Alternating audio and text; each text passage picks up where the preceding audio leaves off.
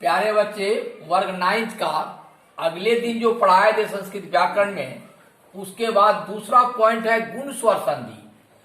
तो इसका मतलब होता है यदि प्रथम पद का अंत में ओ या आ रहे और द्वितीय पद में अगर हर्षई दीर्घई रहे तो दोनों को मिला करके एकार हो जाता है। और फिर प्रथम पद में ओ आ ही रहेगा और द्वितीय पद में हर्षौ दीर्घौ हो तो हो जाता है ओकार। फिर तीसरा, अगर प्रथम पद के अंतिम अक्षर ओ आ रहे और द्वितीय पद में री रहे तो अर हो जाता है। जैसे सूर्य जोड़ उदया, तो सूर्य में अंत में आता है ओ और उदया में आता है हर्षौ, तो ओ और हर्षौ मिलकर के ओकार हो जाता है, तो सूर्योदय हो गया। फिर दुर्गौ, जल जोड़ उर्मी, जलोर्मी होता है। कैसे हुआ?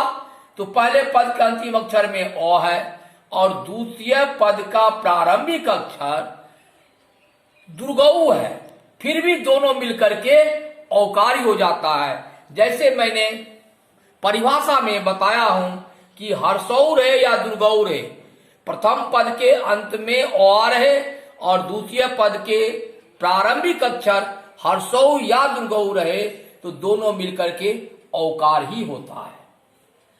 अब चलो बच्चे, जैसे नर जोड़ इंद्र, तो ओ और ई मिलकर के एकार होता है तो हो गया नरेंद्र। दूसरा एग्जांपल, परम जोड़ ईश्वर, परम जोड़ दीर्घई, तो परम के अंत में आता है ओ और द्वितीय पद का प्रारंभिक अक्षर दीर्घई है, फिर भी इसका मतलब एकार ही होगा, तब हो गया परमेश्वर। अब है देव जोड़ ऋषि, तो प्रथम पद के अंत में ओ आता है और द्वितीय पद का प्रारंभिक अक्षर री है तो हो जाएगा देवर्षि।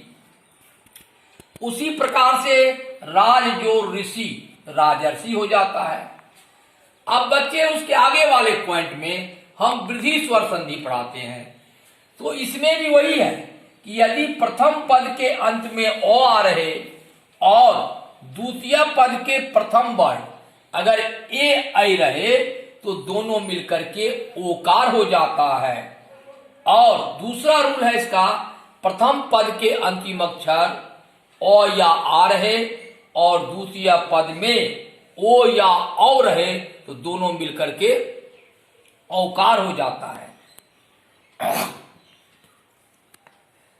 जैसे एक जोड़ एक, तो प्रथम पद के अंतिम अक्षर में ओ आता है और द्वितीय पद में ए है तो इसका वृद्धि हो गया, ऐकार हो गया, तो एक एक। उसी प्रकार से मत जोड़ एक्यम, तो मत एक्यम, मत में अंत में ओ आता है और ये ऐ है, फिर भी दोनों मिलकर के ऐकार ही हुआ, इसी को कहते हैं वृद्धि स्वर संधि।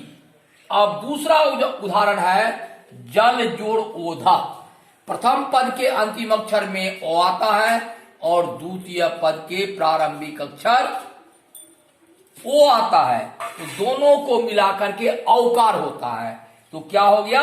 जलोधा।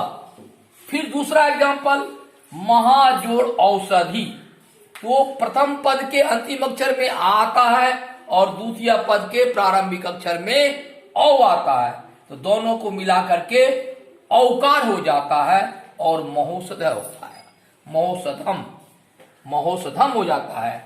अब प्यारे बच्चे नोट में देख लो, ये दोनों संधि के आधार पर उदाहरण में दिए गए जितने भी सवाल है, प्रश्न है, उसका आप उत्तर कॉपी में बनाएं और इसी जो मैंने बताया है उसी पर सारा बन जाएगा। और किसी तरह का प्रॉब्लम होगा तो मेरा मोबाइल नंबर पे आप हमसे कांटेक्ट कीजिए, हम यहीं से बैठे बैठे समझा देंगे।